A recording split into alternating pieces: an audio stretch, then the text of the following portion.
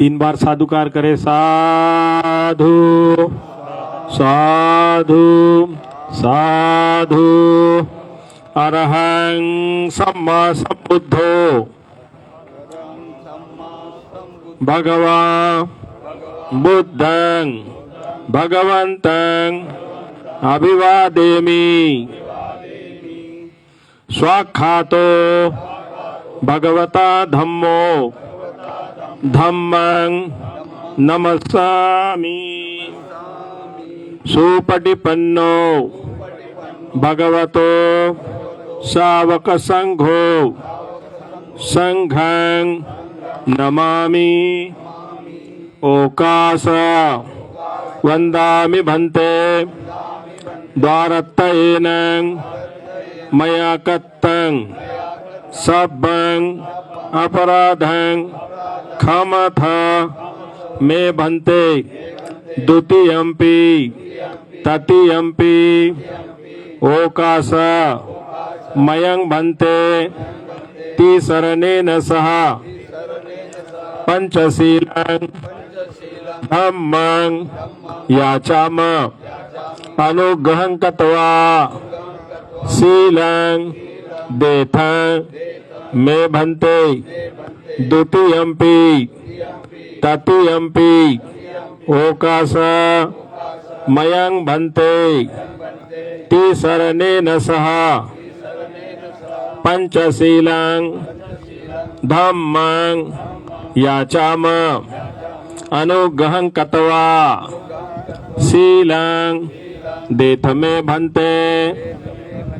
यमहं वदामि तं वदेथ। नमो तस्स भगवतो अरहतो सम्मा सम्बुद्धस्स। नमो तस्स भगवतो अरहतो सम्मा सम्बुद्धस्स। नमो तस्स भगवतो अरहतो सम्मा सम्बुद्धस्स। 3 बार सभी लोग बोलना है। नमो तस्स भगवतो अरहतो सम्मा सम्बुद्धस्स। नमो तस्स भगवतो अरहतो सम्मा सम्बुद्धस्स। नमो तस्स भगवतो अरहतो सम्मा सम्बुद्धस्स। बुद्धं शरणं गच्छामि।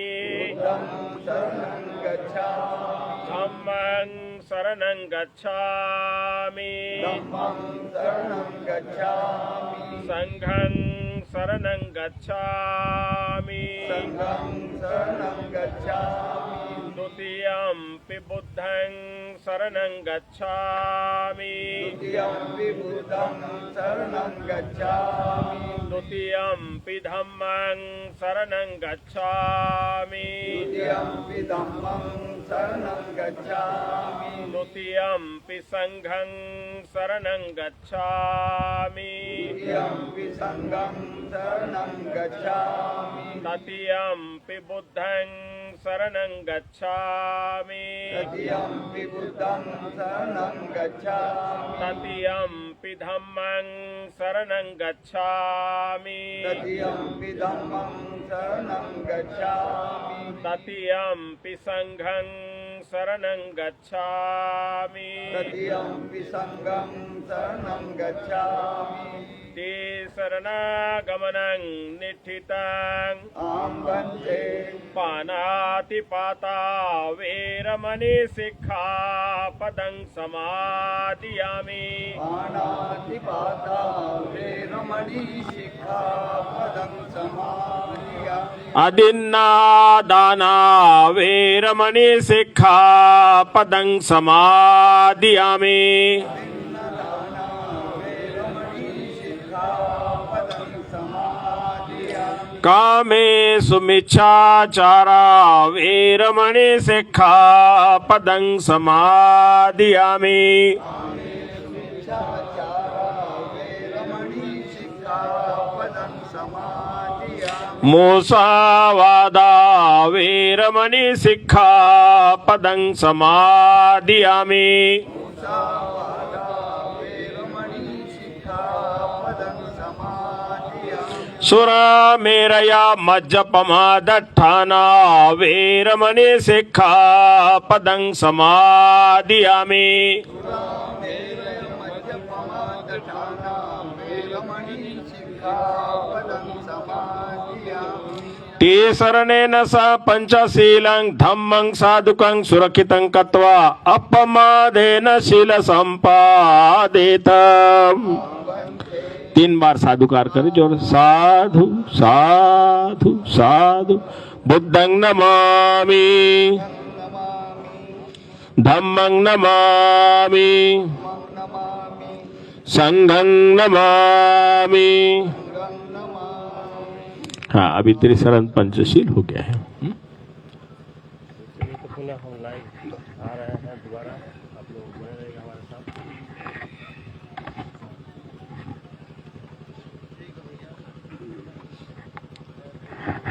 अभी आप लोग सम्मान्य भंते जी प्रज्ञाशील जी द्वारा आपको त्रिशरण पंचशील ग्रहण करा है। अब हम विधिवत कार्यक्रम को प्रारंभ करने जा रहे हैं। अभी सुस्ती नहीं आना है भंते जी, अभी तो चालू हुई है। मैं इस अवसर पर मंच पर विराजमान विदर्भ प्रदेश के जो अध्यक्ष है अनिल मेश्राम जी, उनसे निवेदन करता हूं कि वे अपने इस, उसके बाद अलका जी भी बोल देगी। आइए, आप आ जाइए। वो बात में बोलते अलका जी हाँ क्या ये बोलिए। अनिल मेश्राम जी के स्थान पर अलका जी जो वो भी बोलेंगे। नहीं, वही परिक्रमा वनु क्रमांक बदल गया, काय पूर्ण ना, अलकाताई चौकीकर जो विदर्भ प्रदेश से आए हैं, मैं उनसे निवेदन करूंगा कि इस अवसर पर अपने विचार व्यक्त करें। थोड़ा सा ये इधर उधर का जो भी आता बीच में आके गलत मराठी में बोलो चलो। नहीं हिंदी मराठी में क्यों बोलेंगे, इंग्लिश बोलो, दुनिया में बात जाएगी। थोड़ा सा मराठी चलाएंगे। इधर आ जाइए।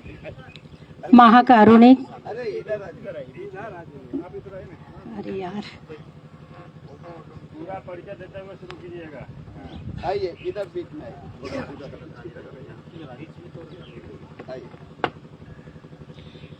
महाकारुणिक तथागत भगवान बुद्ध को वैसे ही डॉक्टर बाबा साहेब आम्बेडकर को मैं विनम्र अभिवादन करती हूँ। मैं अलका चौकीकर नागपुर से आई हुई हूँ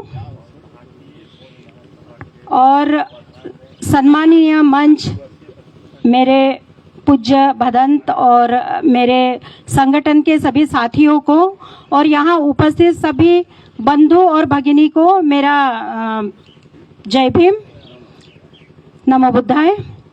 थोड़ा हिंदी का प्रॉब्लम है, मुझे मराठी आती है, थोड़ा समझ के लीजिए मेरी लैंग्वेज को।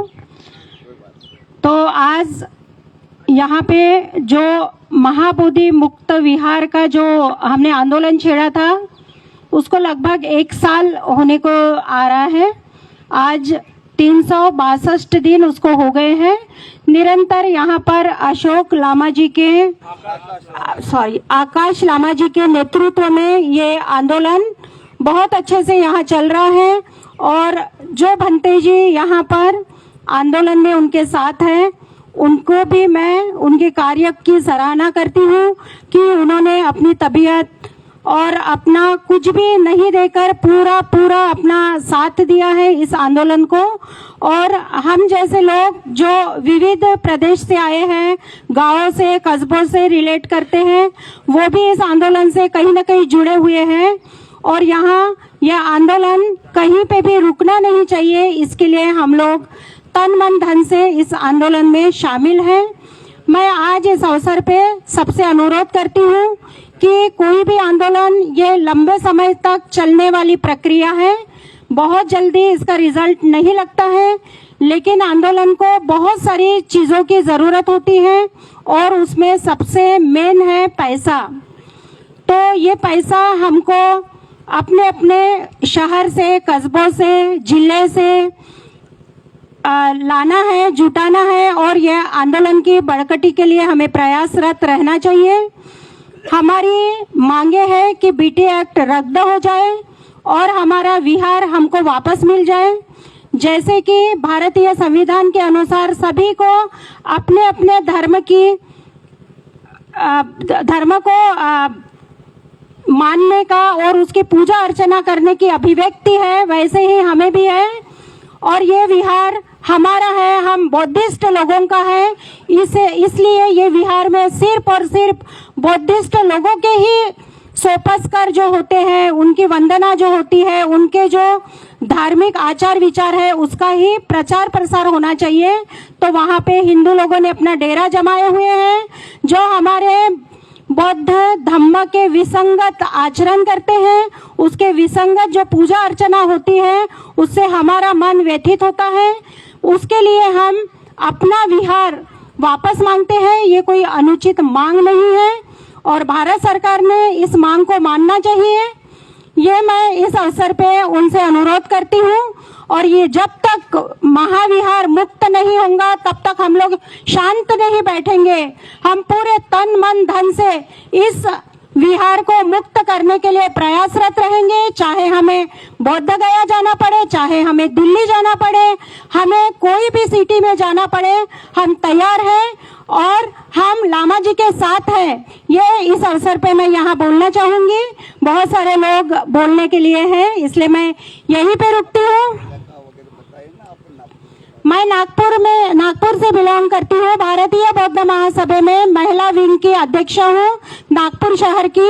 और मेरी जो महिलाएं हैं नागपुर शहर में, बहुत बड़ा हमारा ग्रुप है और वो ग्रुप भी इस आंदोलन के साथ जुड़ा हुआ है। अभी सभी का आना यहाँ पॉसिबल नहीं है, लेकिन वो ग्रुप की तरफ से मैं उनका प्रतिनिधित्व करती हूँ ये मंच पे। हम सब लोग लामा जी आपके साथ हैं। जो भी आपको तकलीफ है, जो भी आपको प्रॉब्लम है, वो आप हमें बताएं, हम दूर करने की कोशिश करेंगे। आप अकेले नहीं हैं, हम सबका साथ और समर्थन आपके साथ है। और ये आंदोलन हम तब तक नहीं बंद करेंगे जब तक हमारी मांगे पूरी नहीं हो जाती है। ये इस अवसर पे मैं बोलना चाहूंगी। यहीं पे रुकती हूँ। जय भीम, नमो बुद्धाय।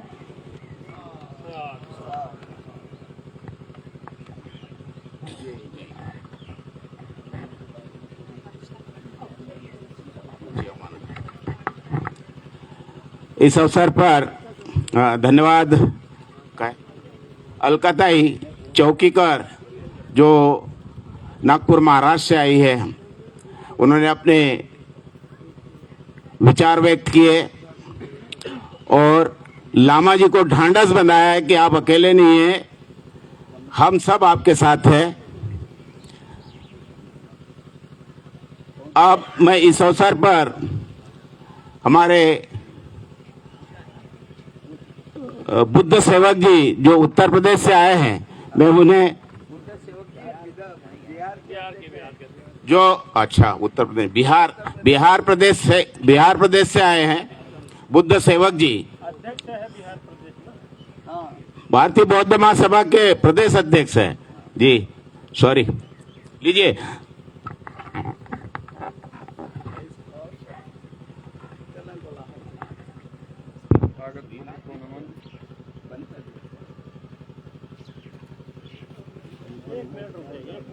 उधर वो लाइट चेंज कर रहा है, लाइट आ गई।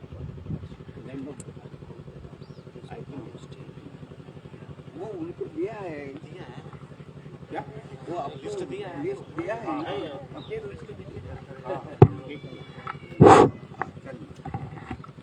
तथागत बुद्ध को नमन, बाबा साहब को नमन, सम्राट अशोक को नमन, ताई जी को नमन, पूज्य भंते प्रज्ञाशील जी को नमन, आकाश लामा जी दंपति को नमन, और तमाम उपस्थित पूज्य भंते जी को नमन और उपासक भाई और बहनों को नमन। आज जिन परिस्थिति में हम सब यहाँ पर उपस्थित हैं और बिहार ही नहीं देश के हर कोने से प्रतिनिधित्व आप सबका उपस्थिति है। मैं गया और बोध गया के रहने वाले की हैसियत से मैं आप सबों का स्वागत करता हूं, नमन करता हूं, नमो बुद्धाय, जय भीम करता हूं। मित्रों, ये लड़ाई बहुत लंबे समय से हम लोग के बीच में चलता आया है। भदंत प्रज्ञाशील जी और भदंत सुरेश ससई जी, आनंद जी, कासपायन जी, तमाम लोगों ने मिलकर के इस लड़ाई को बहुत अरसे के बाद शुरुआत किया था। इसके पहले का इतिहास आप सब वाकिफ हैं और बाद में हम फिर पुनः एक दृढ़ संकल्प के साथ आकाश लामा जी के नेतृत्व में, प्रज्ञाशील जी के प्रगतिशील सोच के तहत और भारतीय बौद्ध महासभा, पाटिल जी और तमाम उपस्थित जनों के विचार विनिमय के बाद इस संघर्ष को आगे बढ़ा रहे हैं। और लंबी समय से जो साल भर करीब होने को है, हमारे पूज्य भंते जी दृढ़ संकल्पित होकर के इस कार्य में लगे हुए हैं और आप सब मिलकर के इनका सहयोग कर रहे हैं, मनोबल को ऊंचा कर रहे हैं, मदद कर रहे हैं। आप सब साधुवाद के पात्र हैं। मित्रों, जो लड़ाइयाँ हम लोगों ने देखा है यहाँ पर और जो मैं बचपन से देखा हूँ, मैं माँ के गोद में बैठकर अमावस्या और पूर्णिमा के दिन बुद्ध गया आया करता था और जो स्थिति वहाँ पर थी, सुअर के लेन तक के उस मंदिर तक चला जाता था। किसी प्रकार से लोग किनारे कर करके लोग आते जाते थे और तालाब में जो देख रहे हैं विष्णु का अवतार स्वागत करने के लिए जो बैठा दिए गए मुहूर्त, उसकी जगह पर जो पिलर आप देख रहे हैं जो बाहर में खड़ा कर दिया गया है, वो बीच में पिलर था और लोग नहाते थे और जाकर के अपनी मनोकामना सिद्धि या किसी प्रयाग से वहां जाकर के उसको छूते थे। ये स्थिति थी। लेकिन बाद में जो हिंदू मानसिकता के लोगों ने जो उस पर काबिज हो गए थे, उन लोगों ने अपनी सोच को धीरे धीरे हिंदूवादी चरित्र वहां पर प्रदर्शित किया है और मूर्ति युक्त जो स्वस्तंभ बनाने का काम किया। लेकिन कालांतर में लड़ाई जो सुसई जी के नेतृत्व में लड़ी गई और भंते प्रज्ञाशील जी जो सेक्रेटरी बनकर के आए, आप देख रहे हैं पर जो साज सज्जा है और बल्कि उसके पूर्व में टांगा उलट जाते थे, इतनी ऊंचाई थी। आपका टेम्पो अभी चल रहा उस समय जो ट्रॉली जो चलता था, गाड़ी जीप वगैरह चलता था, वो इतने डीजल वहां पर छोड़ते थे, पेट्रोल छोड़ती थी गाड़ियां कि सब प्रभावित हो जाया करता था और कभी कभी गाड़ी बैक हो जाने में गिर भी जाती थी। तो इस स्थिति को जब प्रज्ञाशील जी यहाँ पर इनके नेतृत्व में जो वहाँ पर काम हुआ, वो सराहनीय कार्य हुआ और लोगों की आंखें खुली और लोगों का आकर्षण बहुत बढ़ा। और यही नहीं बल्कि मायावती जो सरकार बनी तो वहाँ के भी प्रतिनिधि यहाँ पर आकर के कुछ सबक लिया और यहाँ के बाद वहाँ भी सजाने संवारने का काम किया। तो इस प्रकार से भंते प्रज्ञाशील जी के पहले जो स्थितियाँ थी कि डोनेशन बॉक्स जो रखे रहते थे, यहाँ का एक लाडला सांसद और विधायक हुआ करते थे राजेश जी, और यही सर्वोदय में एक नेता हुआ करते थे, उनकी दत्तक पुत्री हुआ करती थी, उनसे प्रेम पास बढ़ा कर करके डोनेशन बॉक्स में जब कहीं भी पैसे की जरूरत होती थी निकाल करके अपने ऐश में खर्चा करते थे। यही स्थिति थी। लेकिन जब कमेटी बनी और कमेटी ने बाज़ाब्ता सारे पदाधिकारियों की उपस्थिति में और संघ की उपस्थिति में जो कैश गिन कर करके देने का काम किया, डोनेशन बॉक्स को समृद्ध ढंग से जो पेश करने का काम किया, सरकार की भी आंख खुली। 2 टर्म के बाद प्रज्ञाशील जी को किनारे कर दिया गया और वहां पर अपने गुर्गे को सरकार ने बैठाया। और गुर्गे को जो सरकार ने बैठाया इसलिए बैठाया कि इनके जो पैरोकार यहाँ के एमएलए और एमपी थे, उन्होंने कहा कि सबको तो आपने सम्मानित किया, तो ये जो है इनको भी आप सम्मानित करने के लिए बोध गया मैनेजमेंट कमेटी का सेक्रेटरी बना दीजिए। लोगों ने सेक्रेटरी बना दिया और उसी क्रम में जब लालू जी के यहाँ छापा पड़े तो जो पदाधिकारी थे वो बुद्धिस्ट थे, तो लोग उनको थोड़ा सा माइंड में आया कि जब हम भंते जी और इनको जब तरफदारी करेंगे तो शायद हमको कुछ कमजोरी काटा जा सकता है, लेकिन चूंकि बुद्धिस्ट होता है, उनका आचरण प्रशासन का होता है, अपने ढंग से एक्शन लिया और इन लोगों की सलाह के बावजूद यहाँ पर दूसरे सेक्रेटरी बैठा दिए गए और वो सेक्रेटरी इतने तरफदारी करने में तेज निकले कि जब राबड़ी जी मुख्यमंत्री बनी तो अगले टर्म में बने रहने के लिए जरीब किया हुआ साड़ी भी भेंट करने का काम किया। यही नहीं बल्कि डाई कराते थे, बरस खरीदते थे, उसका भी पेमेंट मंदिर कमेटी के पैसे का उपयोग किया और देश विदेश भी घूमने का काम किया। तो ये स्थिति बनी, लेकिन पुनः स्थिति गड़बड़ाई तो लोगों की चिंता बढ़ी और बढ़ने के साथ साथ आज की जो कारमा है उससे मुक्ति के लिए हम सब आगे बढ़े हैं। लेकिन हमें आसपास के क्षेत्रों में बताना होगा। लोग समझते हैं कि बाहरी आदमी हैं, बाहर के लोग हैं, बाहरी क्या करेंगे, ऐसी मंशा लोगों में बरकरार है। लेकिन हम लोगों को उसमें बताना होगा कि बुद्ध गया जब मुक्त होगा तो हम अपने ढंग से जो शासन यहाँ पर व्यवस्थित करेंगे, मंदिर मैनेजमेंट के तहत व्यवस्था जो हम देंगे, अच्छा सा रोड आपका होगा, पीने की पानी आपको उसमें मौसम के अनुकूल मुहैया कराया जाएगा, आसपास के गांव में एक अच्छा वातावरण बनेगा। और तो और जो टूरिस्ट हमारे देश में लूटे जाते हैं, विदेशी पर्यटक महिलाओं के साथ जो छेड़छाड़ होता है, ये नहीं होगा। बाहर से आने वालों को हम सम्मान देने का काम करेंगे और जिस प्रकार से हम देखते हैं स्वर्ण मंदिर है या चर्च है जहाँ की सुंदर व्यवस्था है, उससे बेहतर व्यवस्था हम देने का काम करेंगे। साथ ही साथ यह आश्वासन देना होगा क्षेत्रों में जाकर करके हम बेहतर ढंग का विश्व स्तरीय हम चिकित्सालय देने का काम करेंगे।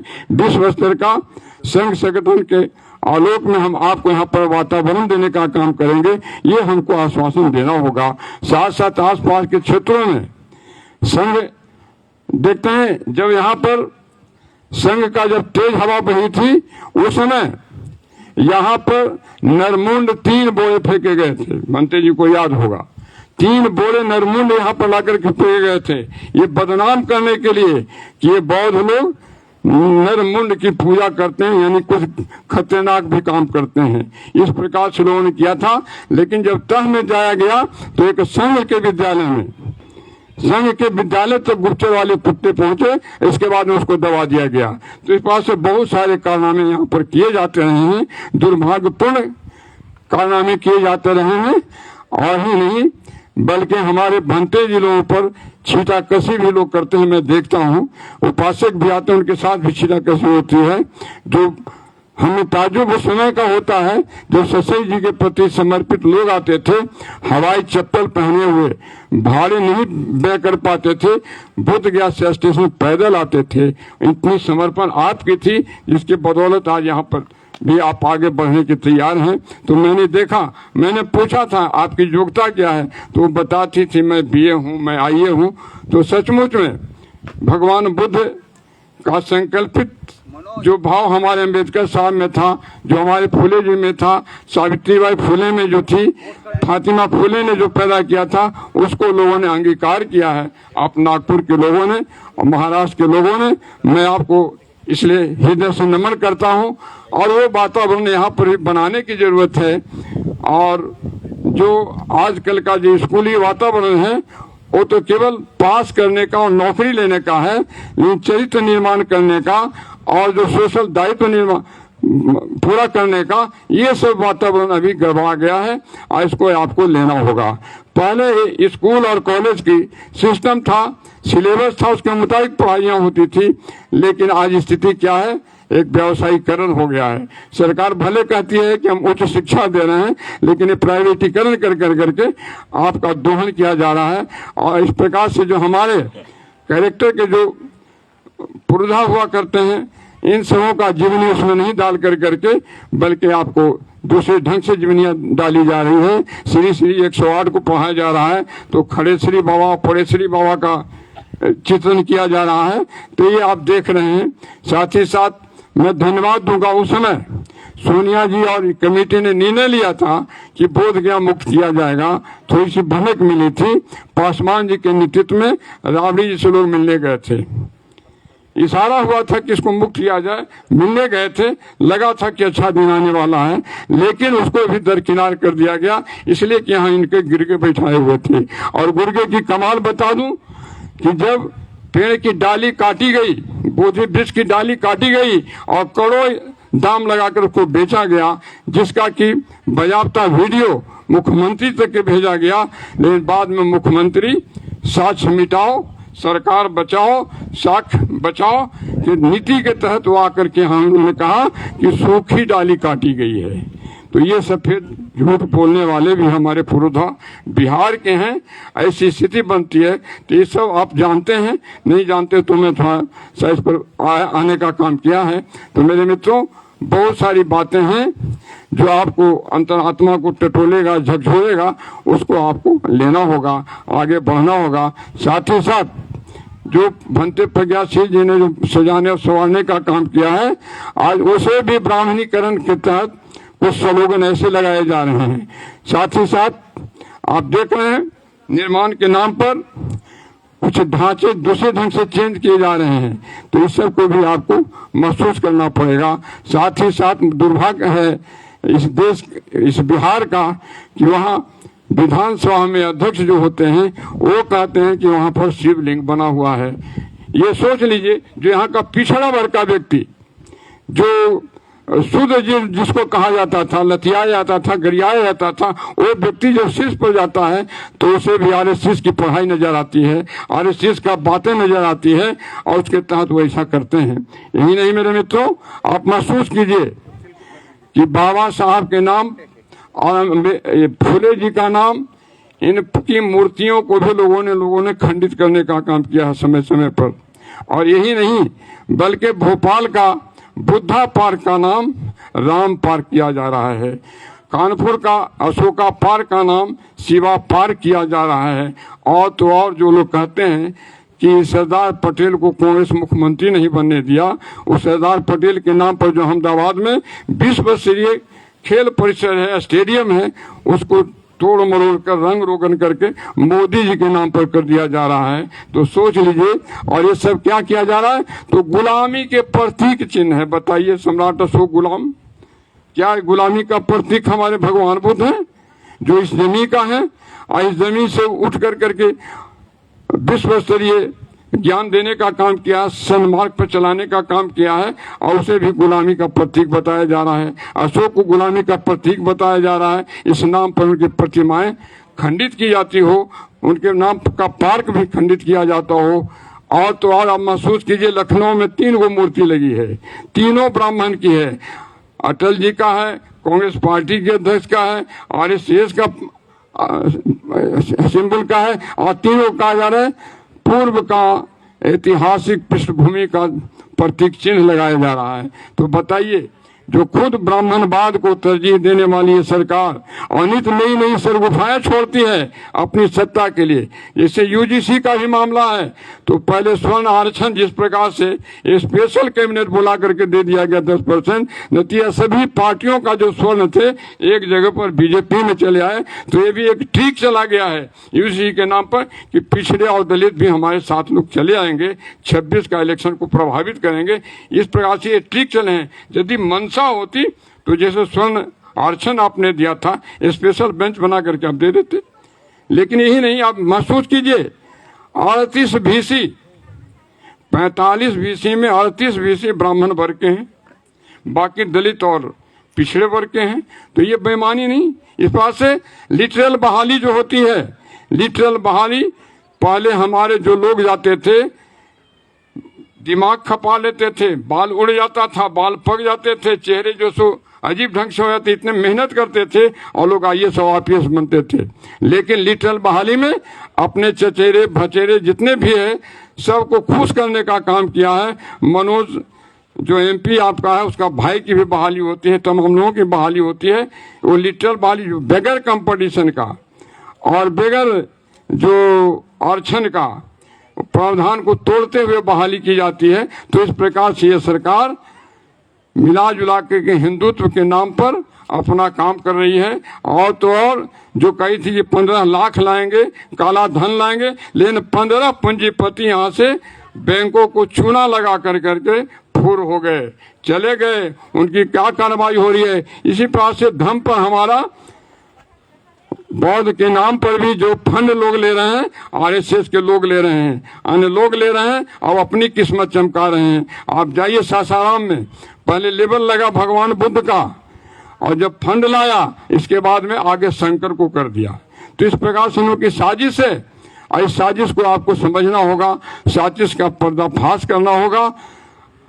बातें हमारे बीच में बहुत सारे करने की है, समय मिलेगा तो बहुत कुछ बात को मैं रख सकूंगा, लेकिन इन्हीं चंद शब्दों के साथ कि आप सब नया सवेरा का चेहरा लेकर के यहाँ पर उपस्थित हैं, मुझे विश्वास है कि वो नया सवेरा हम लोगों के अपने जीवन में प्राप्त होगा। हमारा संघर्ष उच्चतम शिखर तक जाएगा, और आज नहीं तो कल सरकार को झुकना पड़ेगा।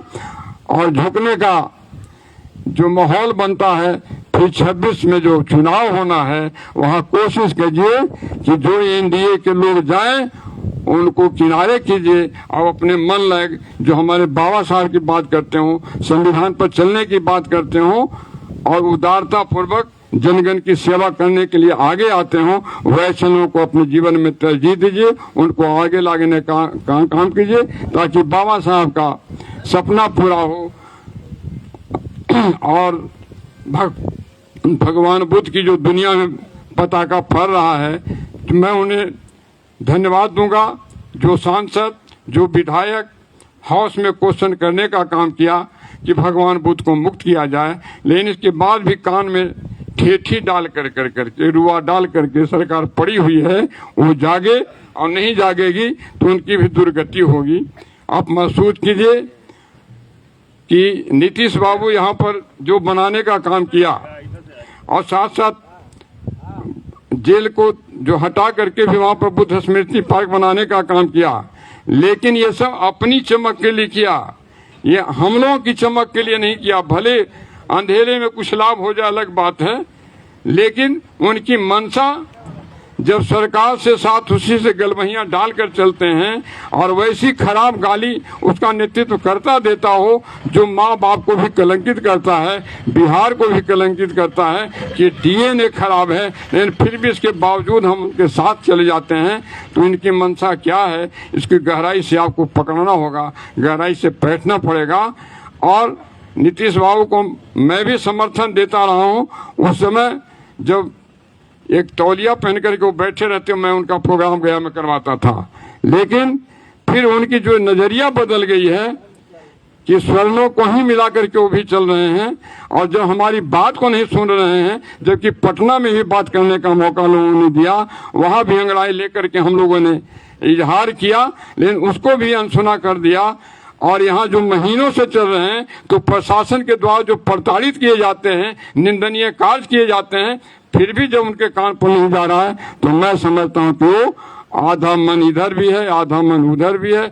आपका नाम भी लेना चाहते हैं, अपना काम करना चाहते हैं, और अपने आका मोदी जी को खुश भी रखना चाहते हैं। तो ये कैसे होगा, इसको आपको गहराई से बैठना होगा।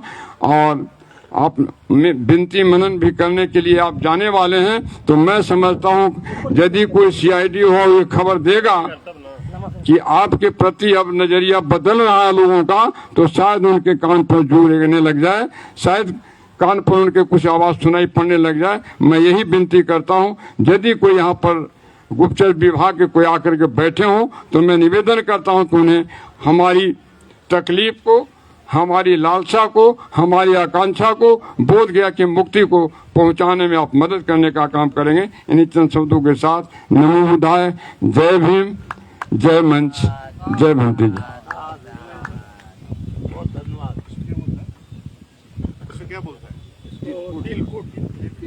ये जो अभी तिलकुट, इसको बोलते हैं तिलकुट, बहुत फेमस मिठाई है बिहार के, और गया का प्रसिद्ध है, गया का प्रसिद्ध दुकान से भी खरीदा है। ये बिहार प्रदेश के अध्यक्ष ने लेके आया है, तो उनको भी साधुवाद दीजिए सभी। धन्यवाद।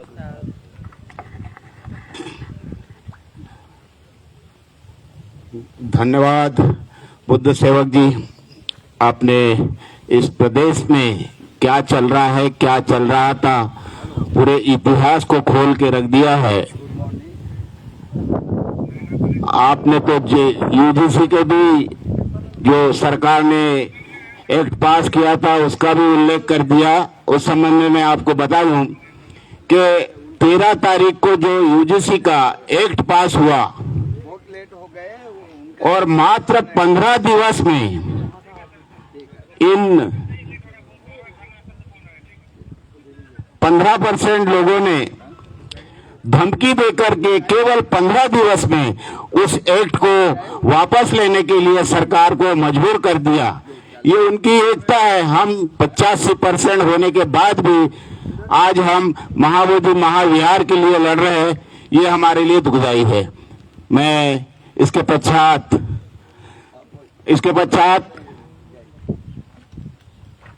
रतिराम जी वर्मा, रिटायर्ड जज, प्रदेश उपाध्यक्ष भारतीय बौद्ध महासभा जो झांसी से आए, उनसे निवेदन करूंगा कि वे भी अपने विचार व्यक्त करें।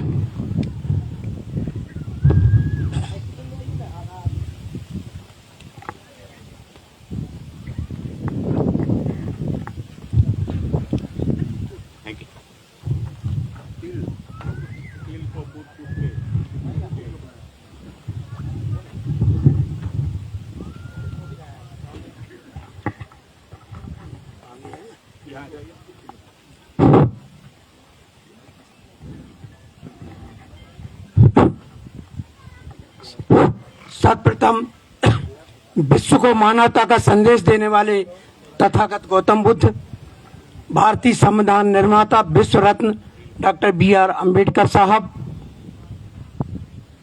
सम्राट अशोक, भारत की ख्याति को विश्व में पहुंचाने वाले, इसके साथ ही बहुजन समाज में जन्मे सभी संतों महापुरुषों के चरणों में श्रद्धा सुमन अर्पित करते हुए आज की सभा के अतिथिगण आदरणीय प्रकाश लामा जी जो कि आकाश लामा जी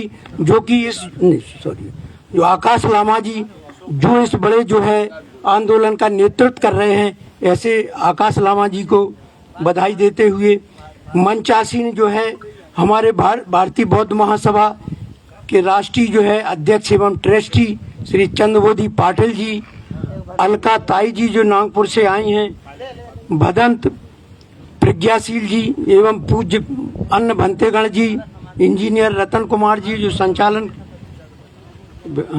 सोम कुंवर जी, संचालक शंकर राव ढेंगरे जी, सतीश चंद्र बौद्ध जी, अध्यक्ष उत्तर प्रदेश पूर्वी एवं मंच पर विराजमान सभी आदरणीय एवं सम्मानित साथियों, जैसा कि आप लोगों को विदित है, आपने देखा है संघे शक्ति कलयुगी, संघे शक्ति कलयुगी। कलयुग में जो है शक्ति जो है होती है वहीं जहाँ जो है ताकत होती है, जहाँ पर जो है शक्ति होती है सारी जो है संगठन होता है। जहाँ संगठन नहीं है वहाँ हम लोग कुछ नहीं कर पाते हैं। आपने देखा है कि ये भारत देश में जब हमारे प्रधानमंत्री विश्व के अन्य देशों में जाते हैं तो वे कहते हैं कि मैं बुद्ध की धरती से आया हूँ, मैं बुद्ध की धरती से आया हूँ, और जब भारत में लौट के आते हैं तो बुद्ध के विरुद्ध जो है युद्ध छेड़े हुए है। साथियों, अगर विश्व के अंदर भारत में कभी कोई अच्छाई दी है, अच्छी चीज दी है, उपदेश दी है, जो कुछ भी दिया है वो तथागत गौतम बुद्ध की देन है। जो गौतम बुद्ध ने पूरा परचम पूरे विश्व के अंदर लहराया है और भारत से जो है चल करके विश्व के तमाम देशों में जाकर के समता, समानता, बंधुता की बात, और सबसे बड़ी तृष्णा पंचशील ही ऐसी चीज है जिसको विश्व धम्म सम्मेलन में सारे धम्म के लोगों ने कहा था कि बौद्ध धर्म से अच्छा कोई जो है धर्म नहीं है। और जो ऐसा धर्म सीधा सीधा कहता है बुद्ध की शरण, बुद्ध माने बुद्धि की शरण में, धम्म माने जो है होता है आपका संस्कार, संस्कार माने जो होता है आपके पंचशील, और संघ माने पूरा समाज राष्ट्र उसकी शरण में। तो ऐसी शिक्षा देने वाले हमारा जो है बौद्ध धर्म जिसका की है विश्व में पताका है, ऐसे बौद्ध धर्म को यहाँ बिहार में जो है बोध गया जो कि पूरे धर्म का संसार में प्रतीक है, उस पर जो है ये जो एक्ट है जिसके माध्यम से बीटी एक्ट 1949 के माध्यम से उसको धराशाही कर दिया और पूरा कवर कर लिया। आपने देखा किसी भी मंदिर में कोई मुस्लिम या अन्य धर्म का धर्मावलंबी वहाँ पूजा अर्चना नहीं कर सकता है। ऐसे ही आपने देखा होगा किसी भी जो है मस्जिद में जाकर के अन्य किसी धर्म का पूजा पाठ नहीं कर सकता है, किंतु ये अपवाद है। और भारतवर्ष में बौद्धों को जो है कोई स्थान नहीं दिया जा रहा है और हिंदू धर्म का जबरदस्ती जो है अंग माना जा रहा है। यहाँ तक कि जब भारतीय संविधान बना और बनने उसके अंदर जो है बुद्ध ईसाई और जो है जैन, इनको भी जो है हिंदू धर्म का अंग माना गया, किंतु उनका स्वयं का अलग से कानून बनाने के लिए, अलग से कुछ प्रथाएं लागू करने के लिए स्वतंत्रता दे दी गई। मगर बौद्ध धर्म के लोगों को जहां का तहां रखते हुए उन्हें किसी भी प्रकार की स्वतंत्रता न देते हुए इस एक्ट के माध्यम से हमारा दमन किया जा रहा है, जिसके लिए हमारे जो है लामा जी, आकाश जी के नेतृत्व में यह जो है संघर्ष और आंदोलन चल रहा है, जिसको हमारी भारतीय बौद्ध महासभा तथा अन्य सभी संगठन तथा विश्व के अन्य अनुयायी जो है तथागत गौतम बुद्ध को मानने वाले हैं, सभी अपना समर्थन दे रहे हैं। और उसी समर्थन के परिणाम स्वरूप हम लोग यहाँ एकत्रित हुए हैं और उनको पूरा समर्थन देते हैं और पूरी उम्मीद करते हैं कि आज नहीं तो कल भारत को उसको जो है सरकार को कभी झुकना होगा और एक्ट को वापस लेते हुए हम बौद्धों को स्वतंत्र करना होगा। इसलिए हम आज इस धरने में और इस प्रदर्शन शिविर में पधारे हुए विभिन्न वहाँ से चाहे उत्तर प्रदेश से हो, मध्य प्रदेश से हो, झांसी से हो, आंध्रा से हो, सभी विराजमान सभी आगंतुक साथियों को जो है बहुत बहुत धन्यवाद देते हुए और मंचासीन सभी लोगों को पुनः धन्यवाद देते हुए अपनी वाणी को विराम देते हैं। जय भीम, जय भारत, जय संविधान, नमो बुद्धाय।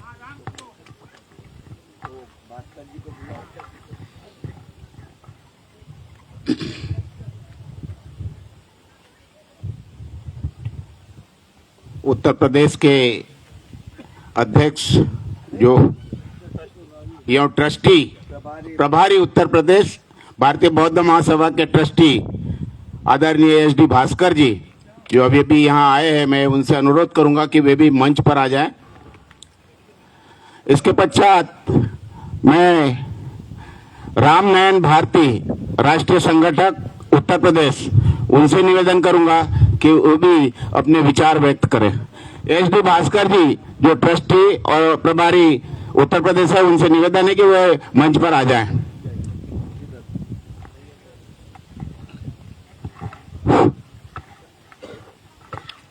महाकारुणिक भगवान गौतम बुद्ध, बौद्ध सत्य, बाबा साहब डॉक्टर बी.आर. अम्बेडकर के चरणों में श्रद्धा सुमन अर्पित करते हुए आज की ये जो महाबोधि बुद्ध विहार मुक्ति जो धरना प्रदर्शन चल रहा है, जिसमें सबसे ज्यादा श्रेय लामा जी का और प्रज्ञाशील जी का है, इनके द्वारा चलाया गया है। मैं आपको पंचांग प्रणाम करते हुए तथा भिक्ष संघ को जितने भी लोग हैं सभी को 3 बार पंचांग प्रणाम करते हुए और हमारे राष्ट्रीय ट्रस्टी चेयरमैन चंद्र बोधी पाटिल साहब तथा उत्तर भारत प्रभारी श्री एस.डी. भास्कर साहब यहाँ आ गए हैं। सभी जितने भी उपासक मौजूद हैं यहाँ, जितने भी मंचासीन हैं, सभी लोगों को नमो बुद्धाय, जय भीम।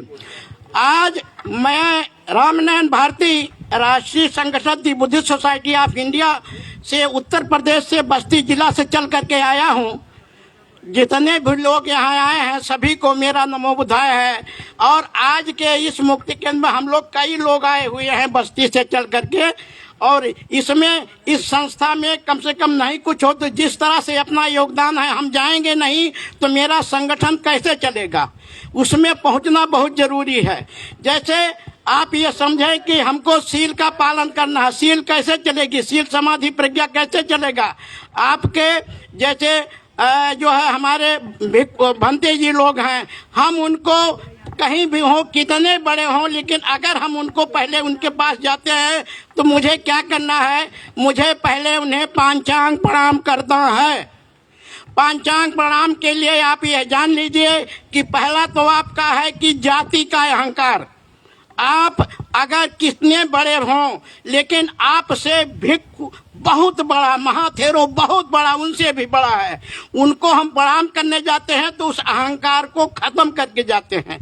दूसरा है वर्ण का अहंकार, जिसको गोरे और काले कहते हैं, उस अहंकार को दूर करके आप भिक्खु संघ को प्रणाम करते हैं। तीसरा है जो है धन का अहंकार। आपके पास बहुत बड़ा धन है, लेकिन आप झुक करके उस जो है छीवर को प्रणाम करने जाते हैं। और चौथा आपका है धन बल जो है आपका पद का अहंकार। आप कितने बड़े लैंडलॉर्ड हो, लेकिन आप अपने पद की गरिमा को ताक पर रख करके भिक्षु संघ का प्रणाम करते हैं। इसलिए 5 अंग से 5 जो है अहंकारों को खत्म करने के बाद हम लोग पांचांग प्रणाम करते हैं। देखें, अभी हम लोग नवंबर में श्रामणेय लिए हैं, परवजित हुए हैं। उस परवजित में आपको दिया गया है कि आप 10 दिन तक घर त्यागते हैं, इसके बाद मुंडन कराते हैं, कासाय वस्त्र धारण करते हैं, और कासाय वस्त्र धारण करने के बाद धम्म में प्रतिष्ठान करते हैं। और प्रतिष्ठान करने के बाद जब आप संकल्प लेते हैं तब आप एक जो है श्रामणेय बनते हैं। हमारी आज ये संस्था दी बुद्धिस्ट सोसाइटी ऑफ इंडिया आज का 2 दिन का कार्यक्रम 8 और 9 फरवरी को दिया गया है। महाबोधि विहार मुक्ति के लिए जो है ये जो धरना प्रदर्शन आप द्वारा चलाए जा रहे हैं, उसके सहयोग के लिए हम लोग भारत के कोने कोने से यहाँ आए हैं। जो हम लोग सभी लोग आप ये समझें कि एक यहाँ आने पर एक आस्था का केंद्र है कि बाबा साहब यहाँ, भगवान बुद्ध यहाँ से जो है पूरे दुनिया में मानवता का संदेश दे करके आपको ऐसा विकास दिया है, आपको ऐसा धम्म दिया है कि इस धम्म से बढ़कर आपका विश्व में कोई बड़ा धम्म नहीं है। कहते हैं, मैं 2 शब्द में आपको समझाता हूँ, कहता हूँ देखिए, बुद्धि का विकास करो, बुद्धि का विकास करो, अज्ञानता का नाश करो, और ऊंच नीच का भेद भुलाकर संगठन में विश्वास करो, संगठन में विश्वास करो।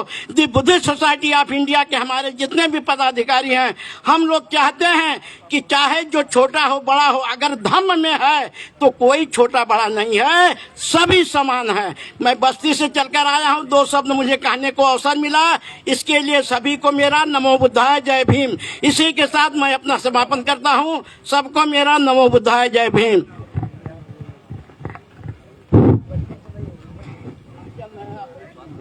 धन्यवाद रामनयन भारती जी, आपने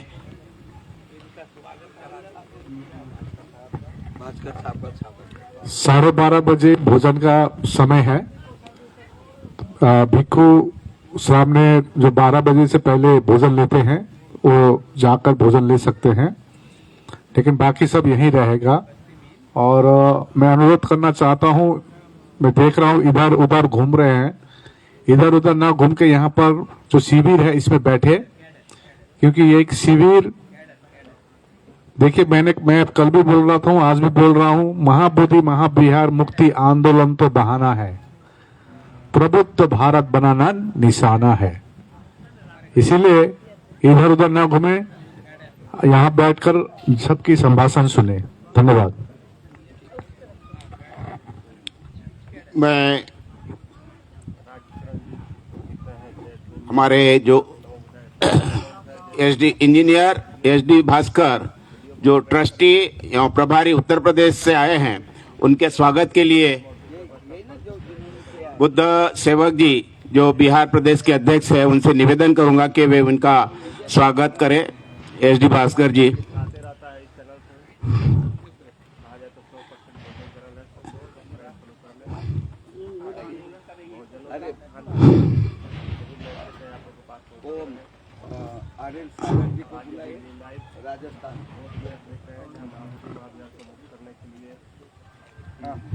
धन्यवाद रामनयन भारती जी, आपने ये 2 दिवसीय धम्म प्रशिक्षण शिविर के संदर्भ में जो पंचांग प्रणाम के बारे में बताया, उसके लिए बहुत बहुत साधुवाद। क्योंकि ये धम्म प्रशिक्षण के ही अंतर्गत इन्होंने अपने ये 2 उद्गार रखे। इसके पश्चात मैं आमंत्रित करता हूं नहीं उनको स्टेज पे बुलाया ना, बुला तो राजस्थान। अच्छा, राजस्थान से आरएल सागर जी आए हैं। आरएल सागर जी कृपया यहाँ मंच पर स्थान ग्रहण करें। आरएल सागर जी क्या प्रदेश अध्यक्ष है? प्रदेश अध्यक्ष भारतीय बौद्ध महासभा के प्रदेश अध्यक्ष जो राजस्थान प्रदेश से आए हैं, आरएल सागर जी, उन्हें आइए। मैं मंच पर आमंत्रित करता हूं और उनके स्वागत के लिए मैं बुद्ध सेवक जो बिहार प्रदेश के अध्यक्ष है उनसे निवेदन करता हूं कि वे सागर जी का स्वागत पुष्प देकर करें। आइए, आपको आइए, आप आ जाए। हाँ, है चेयर है। इधर आइए आगे।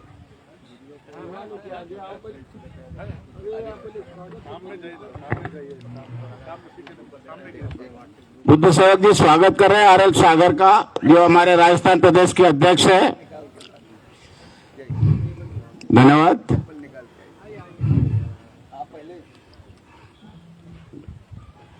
पीछे साइड में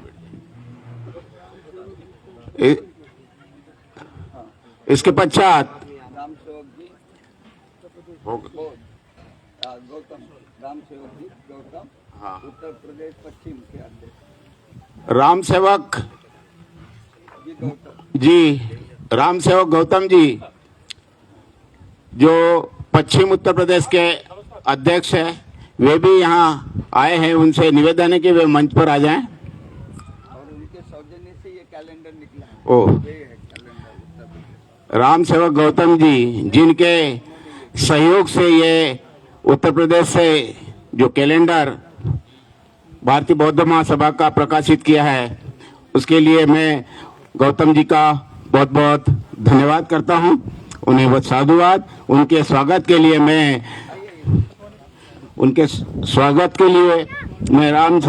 बुद्ध सेवक जी से निवेदन करूंगा कि वे इनका निवेदन स्वागत करें।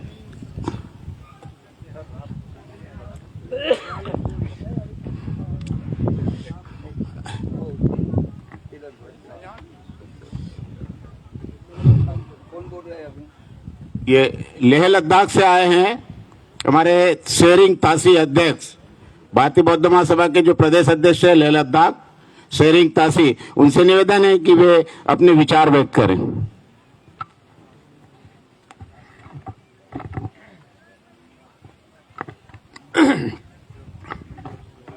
भगवान बुद्ध जी को नमन और जय भीम। डॉक्टर अंबेडकर जी और महाराजा अशोक, यहाँ पर उपस्थित भिक्षु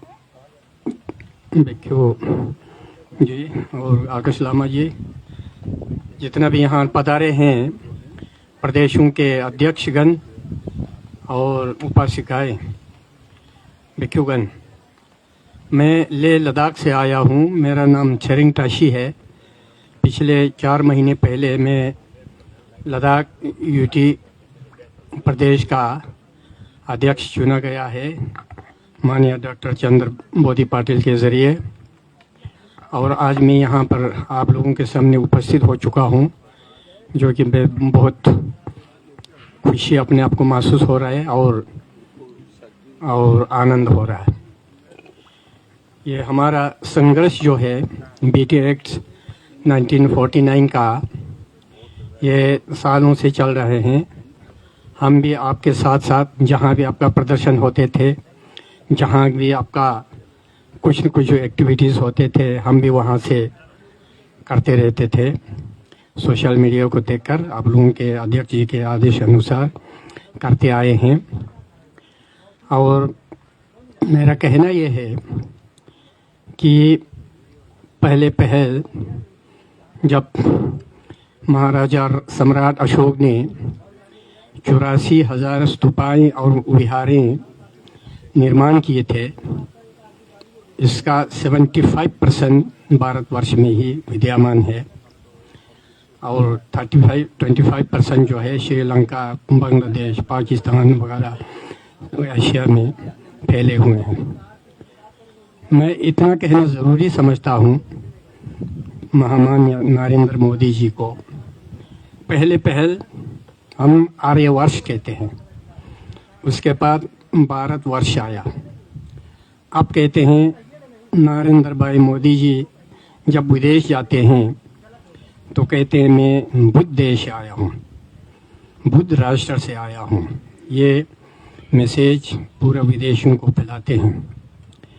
तो मेरा रिक्वेस्ट ये है कि गवर्नमेंट ऑफ इंडिया को, खासकर जो वर्तमान सरकार को, जब हम बुद्ध देश घोषित करते हैं तो हम ये नहीं कहते हैं कि पूरे 84,000 स्तूपाएं और विहारों को हमें सौंप दें, इतना तो हम नहीं कह सकते हैं। मगर जहाँ बुद्ध का इनलाइटनमेंट हुआ, बुद्धत्व प्राप्त हुआ बोध गया में, वो तो कम से कम हमें सौंप दें बौद्धों के हाथ में। यहाँ पर हमने पिछले 2 वर्षों से देखा बौद्ध विहार में जो भी कमेटी बना है, चाहे गवर्नमेंट थ्रू बनाया होगा, कोई भी होगा, मगर बहुत हानि हो रहा है, यहाँ सही नहीं हो रहा है।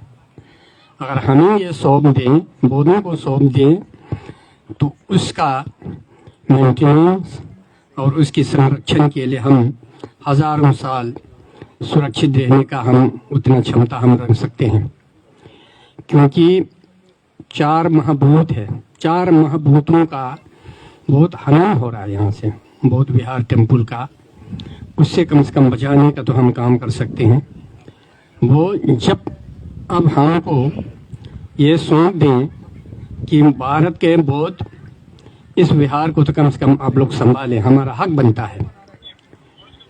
तो ये बहुत ज़रूरी समझता हूँ कि ये बौद्ध विहार हमारे भारतवर्ष के बौद्धों को तुरंत सौंप दे और BT एक्ट 1949 तुरंत निरस्त कर दे।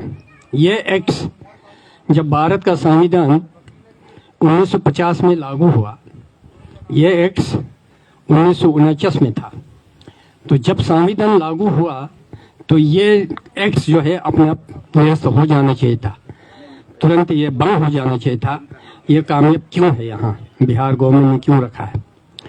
पूरे भारत में संविधान नए बने और 1950 में स्टार्ट होता है, हम गणतंत्र दिवस मनाते हैं, तो ये 1949 अभी तक कामयाब क्यों है, ये क्वेश्चन मार्क है।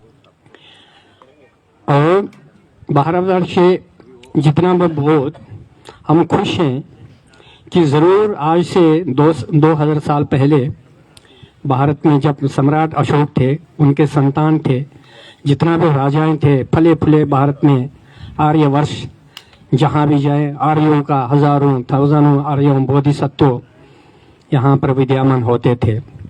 उनके द्वारा भारत का पूरा जितना बौद्ध राष्ट्र को चलाते थे। बदकिस्मत से थोड़ा अस्त होते रहा, मगर फिर भी भगवान बुद्ध का संदेश भारत में उभरने लगे। अब वो उभरते जाएंगे। और उस वक़्त जब 3rd सेंचुरी BC में सम्राट अशोक के दौरान जब बौद्ध देश था, वही देश, वही लोग हमें फिर निकट भविष्य में उभर के आने वाले हैं। उसका हम मन बहुत प्रेयर करते हैं।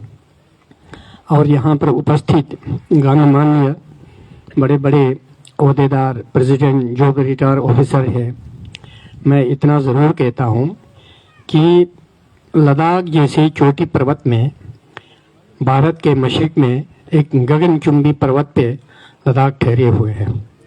जबकि सम्राट अशोक के टाइम से, जब 6th सेंचुरी BC में जब लॉर्ड बुद्धा थे, तब के बुद्ध शासन और बुद्ध वाणी वहाँ पर विद्यमान है। उसमें कोई मिक्स नहीं है, उसमें कोई अड़चन नहीं हुए। अब हमने पिछले 2 साल पहले चंद्र बोधी पाटिल जी और उनके सहायक बहुत से अच्छे गणमान्य लोग आए और लद्दाख में भी बुद्धिस्ट सोसाइटी ऑफ इंडिया का कुछ सोसाइटी बनाए।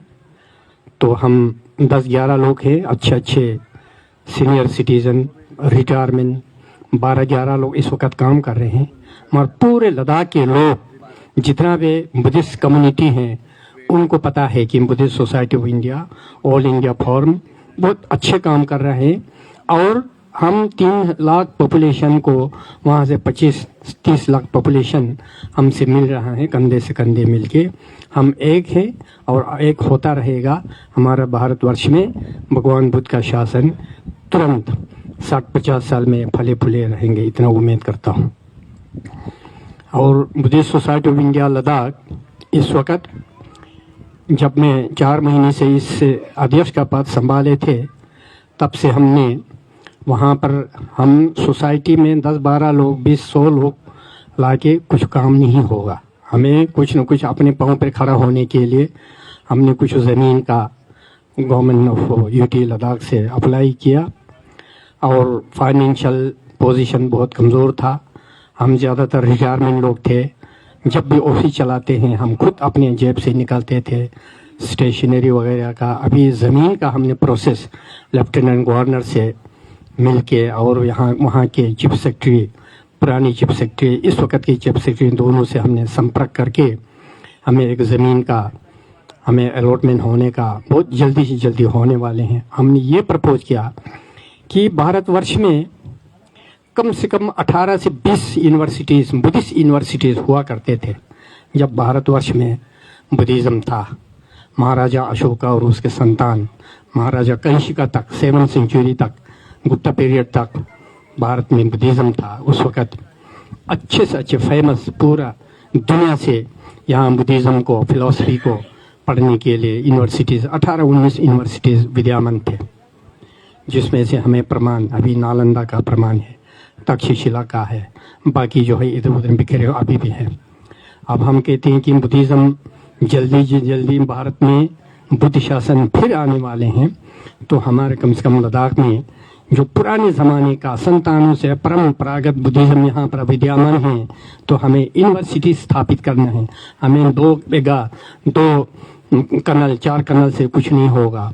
हमें कम से कम 400-500 कनल का मतलब ये बीघा, इतना ज़रूरत है ताकि हम फिर से नालंदा यूनिवर्सिटी इस वक्त एक खंडहार पड़ा हुए, तक्षशिला खंडहार में पड़े हैं, बाकी नाम का है, मगधा यूनिवर्सिटीज़ है। तो हम कम से कम आने वाले भविष्य के हमारा बौद्धों के लिए, विश्व शांति के लिए, विश्व के बौद्धों के लिए एक यूनिवर्सिटी कायम किया जाए। इसी ज़मीन के द्वारा हम जब तक हम जिंदा रहेंगे तब तक हम इसी में लिप्त रहेंगे। और एक यूनिवर्सिटी खड़ा होने के लिए कम से कम 400 और 500 के बीच में कनल हमें होना चाहिए था। तो लेफ्टिनेंट गवर्नर साहब और चीफ सेक्रेटरी साहब ने, डीसी साहब ने कहा कि आप लोग देखो कहीं ज़मीन है, तो लद्दाख में तो पहाड़ ही पहाड़ है, तो कई मैदान होने चाहिए। पहाड़ों की चोटी के ऊपर तो यूनिवर्सिटी नहीं हो सकता, कोई ऑफिस नहीं बन सकता।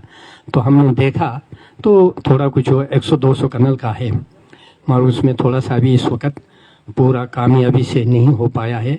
आप लोगों के प्रेयर से, आप लोगों के शुभ चिंतक से हमें पूरा उम्मीद है वो ज़मीन भी हमारे हाथ में आएंगे इन फ्यूचर। जब भी आप लोग वहाँ आएंगे तो कुछ न कुछ हम अपना सर छुपाने के लिए एक शेड तो हम बना सके। इतना उम्मीद के साथ, इतना भगवान जी को दुआ करने के बाद मैं इतना कहना चाहता हूँ। और बाबा भीमराव अम्बेडकर की बात है, आज से 25 साल पहले, मुझे अच्छी तरह से क्लियरली याद है, 25 साल से हमारा लद्दाख का बुद्धिस्ट एसोसिएशन, वहाँ का मोनेस्ट्रीज का एसोसिएशन है, जितने भी बुद्धिस्ट ऑर्गेनाइजेशन है, उन्होंने विगत 25 वर्ष से एक डॉक्टर भीमराव अम्बेडकर जयंती मनाई जाता है, जिसमें भारत रत्न का अवार्ड दी जाती है हर साल। इनकी जयंती पे जो भी लद्दाख में कोई सोशल वर्कर है, धर्म के लिए काम करते हैं, अपने लोगों के लिए, अपनी कम्युनिटी के डेवलपमेंट के लिए काम करते हैं, पॉपुलेशन को बढ़ाने के लिए, अपने को यूनिटी के लिए, जो भी काम करने के लिए अच्छे अच्छे लोग, महान पुरुष आते हैं, उसको भारत रत्न भीमराव अम्बेडकर के अवार्ड से हम नवाजा जाता है, जिसमें से मैं चौथा अवार्ड, भारत रत्न भीमराव अम्बेडकर अवार्ड, में खुद चौथा अवार्ड मैंने लिया हुआ हूँ।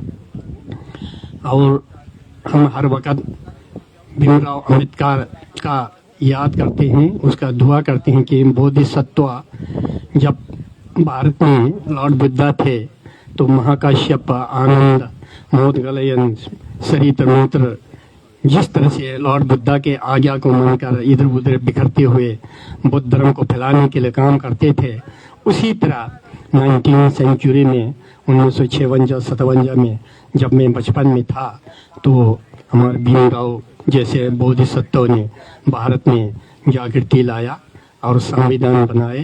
संविधान में हर एक को हिस्सा मिलने के लिए उन्होंने अच्छा से अच्छे संविधान जो विश्व में बहुत विख्यात है, इतना महान पुरुष को हमने गोद में लेके उनके शुभ नाम पे हम ऐसा ऑर्गेनाइजेशन चलाना हमारे लिए इससे बढ़ के और खुशी क्या हो सकता है।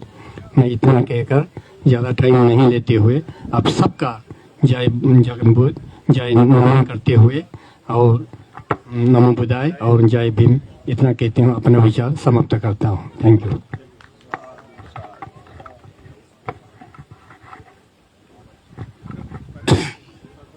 धन्यवाद शेरिंग तासी जी। 2 दिवसीय धम्म प्रशिक्षण शिविर के संदर्भ में आपके द्वारा जो लद्दाख में विश्वविद्यालय खोलने के लिए और बुद्ध विहार को निर्माण के लिए आपके द्वारा जो प्रयास किए जा रहे उसके लिए बहुत बहुत धन्यवाद। इसके पश्चात मैं हमारे ट्रस्टी और राष्ट्रीय कोषाध्यक्ष इंजीनियर धम्मरतन सोमकर जी से निवेदन करूंगा, क्योंकि इन्हें अभी प्रस्थान भी करना है भोपाल के लिए। इनकी फ्लाइट है 4:30 बजे की और 2 घंटे पहले वहां जाना होता है, तो इनके जाने के पहले हम उनसे कुछ अपने उनके विचार भी सुन ले। मैं आदरणीय धम्मरतन सोमकर जी, ट्रस्टी एवं कोषाध्यक्ष the Buddhist society of India, उनसे निवेदन करूंगा कि वे अपने विचार व्यक्त करें।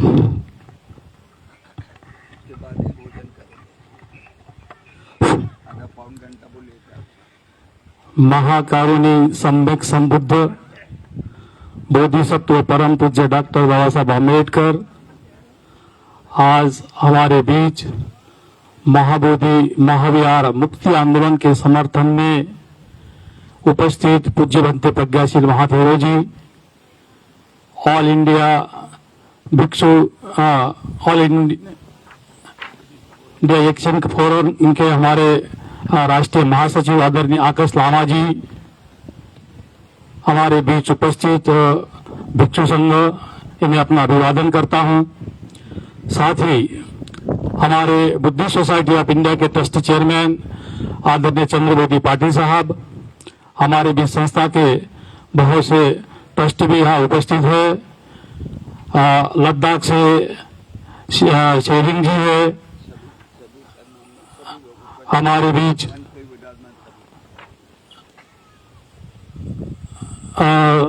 विभिन्न प्रदेशों से आए हमारे बुद्धिस्ट सोसाइटी ऑफ इंडिया के पदाधिकारी, समस्त ट्रस्टी। जैसा आप सब जानते हैं, आज करीबन 7-8 राज्य के प्रतिनिधि बुद्धिस्ट सोसाइटी ऑफ इंडिया के हमारे बीच आज उपस्थित है। महाराष्ट्र, छत्तीसगढ़, मध्य प्रदेश, तेलंगाना, बिहार, उत्तर प्रदेश, इन सभी राजस्थान, इन सभी प्रदेशों से जो ट्रस्टी हो, हमारे केंद्रीय कार्यकारिणी के सदस्य हो, प्रदेश के पदाधिकारी जो भी उपस्थित है, उन सभी को मैं आज इस मंच के माध्यम से सप्रेम जय भीम करता हूं। हमारे बीच उपस्थित मैडम लामा जी, ये भी इस संघर्ष से जुड़ी है, उन्हें भी मैं सादर नमन करता हूं। और आज का जो महाबोधि विहार मुक्ति आंदोलन के लिए जो 1 फरवरी से लेकर जो हमारा धरना आंदोलन चल रहा है, इसके लिए जितने भी संगठन जुड़े उन सभी को मैं इस मंच के माध्यम से बहुत बहुत साधुवाद अदा करता चाहता हूं। देखिए, आप सभी जानते हैं, महाबोधि विहार मुक्ति के लिए बहुत से आंदोलन हुए। आप सभी पढ़े लिखे हैं, जागरूक है, बुद्धिस्ट सोसाइटी से के जागरूक कार्यकर्ता है, आप सभी जानते हैं। 1891 में अनागारिक धम्मपाल जी के समय भी आंदोलन हुआ। उसके बाद हमारे जापान से आए भंते सुरेश असे जी, उनके नेतृत्व में भी ये आंदोलन हुआ।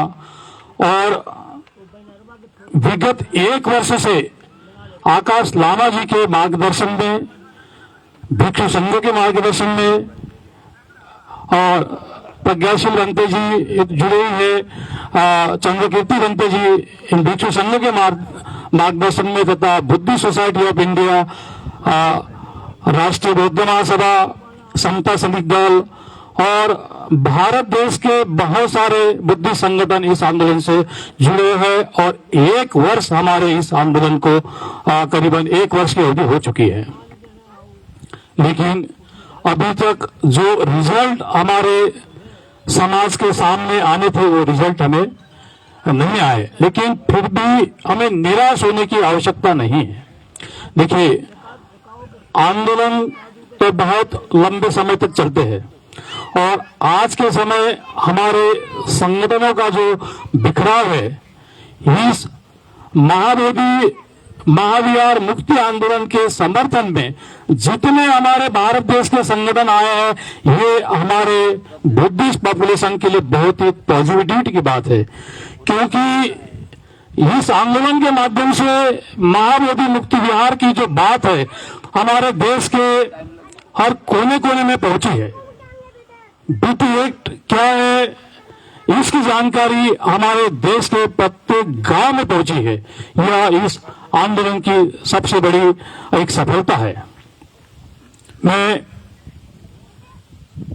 आप सभी के बीच और बुद्धि सोसाइटी के पदाधिकारी, आदरणीय भिक्षु संघ प्रज्ञाशील बनते जी इस आंदोलन से बहुत जुड़े हैं और उन्होंने बिहार में महाबोधि विहार के लिए बहुत सारा कार्य भी किया है। मैं यही आपसे अनुरोध करना चाहूंगा कि हमें आने वाले दिनों में जो हमारे देश के और भी बुद्धि संगठन छुट्टी है,